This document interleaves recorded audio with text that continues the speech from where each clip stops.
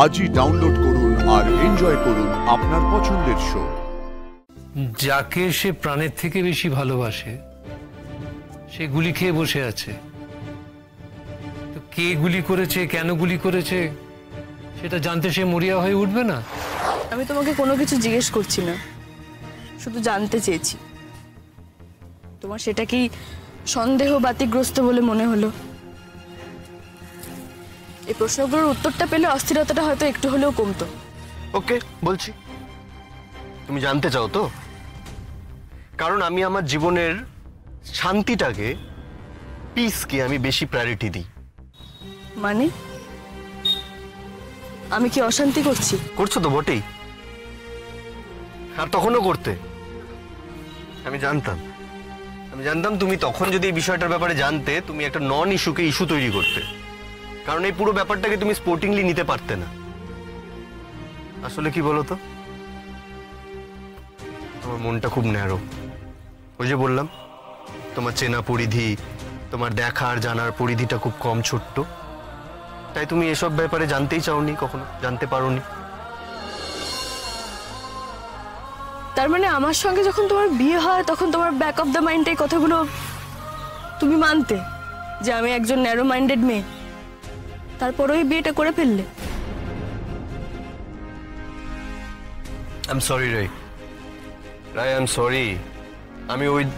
আমি ওরকম narrow minded কথা বলতে চাইনি তোমাকে। Please Rai, try to understand. মুম্বাইতে শুধুমাত্র সিমরানই আমার বন্ধু ছিল না, আমার আরো অনেক বন্ধু ছিল। রুদ্রাংশ, আকাঙ্ক্ষা, রুহানি, আমান, ইয়াসমিন, আমাদের একটা বড় গ্রুপ ছিল, বিরাট গ্রুপ ছিল। আমরা সবাই মিলে বম্বে চৌপাটিতে যেতাম, ওখানে গিয়ে হুল্লোড় করতাম, আরো অনেক কিছু। কিন্তু এদের সঙ্গে তো আন্টি তোমার বিয়ে ঠিক করেনি। রুহানি, আকাঙ্ক্ষা, ইয়াসমিন, এদের সঙ্গে তো তোমার বিয়ের কথা ঠিক হয়নি, তাই না? ফাইন, ঠিক আছে, বলো তাহলে। তুমি আমায় বলো কি বলতে হবে, শিখিয়ে দাও আমাকে। না না, তুমি বলো না, যা বলতে হবে আমি সেটাই বলছি। কিসে খুশি হবে তুমি বলো আমাকে। তুমি সিমরানের কথাটা কেন একবারের জন্য আমার কাছে বললে না? কেন? আমার অদ্ভুত লাগে এটা ভেবে। এই প্রশ্নগুলো সব সময় আমাকে হন্ট করে বেড়ায়। তুমি একবারের জন্য প্রসঙ্গ কেন তুললে না? দেখো, এতগুলো দিন ওই বাড়িতে আছে, আমার সঙ্গে ওর এত ভালো একটা সম্পর্ক তৈরি হয়েছে, তারপরও আমার মাথায় আসে এই কথাগুলো। আমি ওর নামটাই জানতাম না। She was someone special in your life, তাই তো? সেই জন্যই তো তুমি বলোনি আমাকে। সেই জন্যই কি তুমি বলোনি আমাকে? বোর ফিল করছো? বোর হচ্ছ তাই না? মাঝে দুদিন ঝামেলা অশান্তি হয়নি আমাদের মধ্যে, তাই তুমি এসব কথা তুলে এখন অশান্তি বাঁধাতে চাইছো, তাই তো?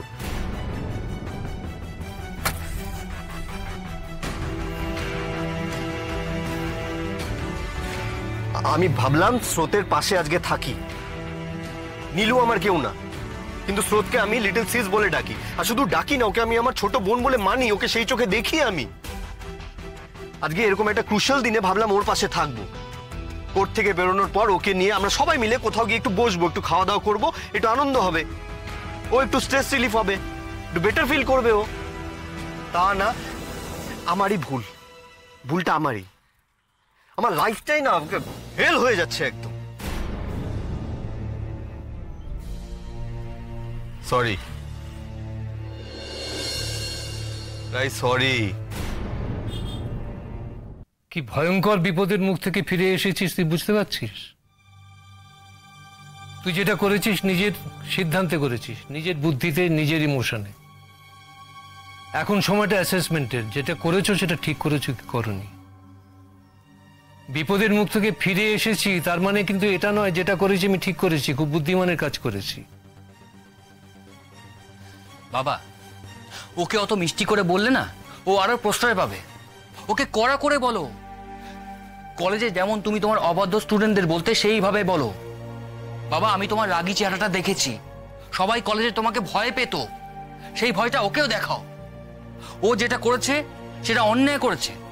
যে রাস্তাটা ও চুজ করেছিল সেটা মিথ্যে রাস্তা, সেটা অন্যায়। আমি ন্যায় না অন্যায় এ ব্যাপারে যেতে চাইছি না।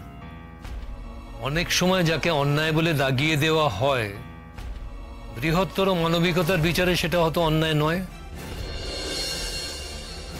আর সত্যি মিথ্যে সেটা সিচুয়েশনের উপর নির্ভরশীল, খুব আপেক্ষিক, রিলেটিভ। দেখেছো, তুমি সেই ওকেই সাপোর্ট করছো। ওর জায়গায় যদি আমি থাকতাম তাহলে এতক্ষণে আমাকে চাপখানো বাদ দিয়ে বাকি সবকিছুই করে ফেলতে। শুধু ওকেই কিছু বলছো না।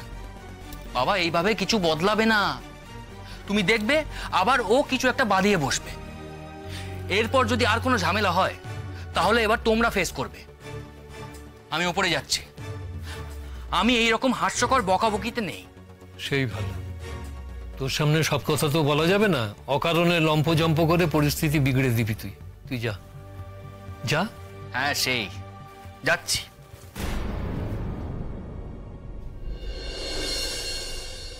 কি ভয়ানক খাদের মধ্যে তুই পড়ে যেতিস এটা রিয়েলাইজ করতে পারছিস?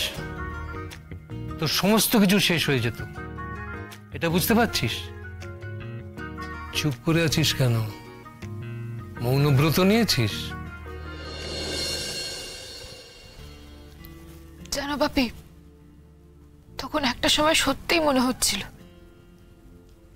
আর বোধহয় পেরে উঠবো না।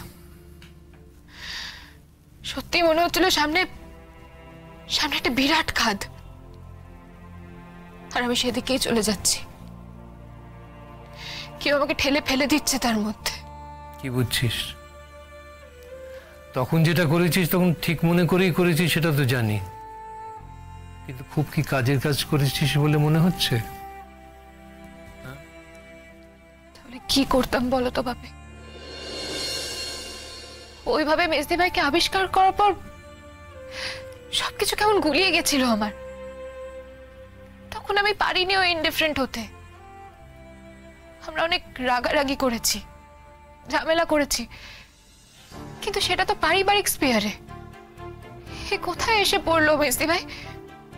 এই পথে এগোলে তো মরে যাবে। আমরা একে অন্যের উপর রাগ করেছি, কখনো মুখ দেখবো না বলেছি, কিন্তু সেই মানুষটা, আমার বারবার ভুল করা মেজদিটা, ও মরে যাবে, এটা আমাকে পাগল করে দিচ্ছিল। ওকে বাঁচানোর তো আর কোনো উপায় ছিল না, বলো বাপি? তবে এত কিছু তো হতোই না। কিন্তু তোমার ছেলে, তোমার ওই সার্থক নামা ছেলে, সে যদি মেজদি ভাইয়ের কথাটা শুনে ওরকম হাড়ে রেড়ে করে ঝাঁপিয়ে না পড়তো, সে তো পারলে ইন্টারপোলেই খবর দিয়ে দেয়, তার এত রাগ। শোনো, আমার ছেলেকে নন্দ ঘোষ ঠাউরিও না। যাকে সে প্রাণের থেকে বেশি ভালোবাসে সে গুলি খেয়ে বসে আছে। তো কে গুলি করেছে, কেন গুলি করেছে সেটা জানতে সে মরিয়া হয়ে উঠবে না? কিন্তু বাপি, আমি তো মেজদি ভাইয়ের কথাটা পুলিশকে জানাতে বারণ করেছিলাম, সে কথা তো শুনলো না।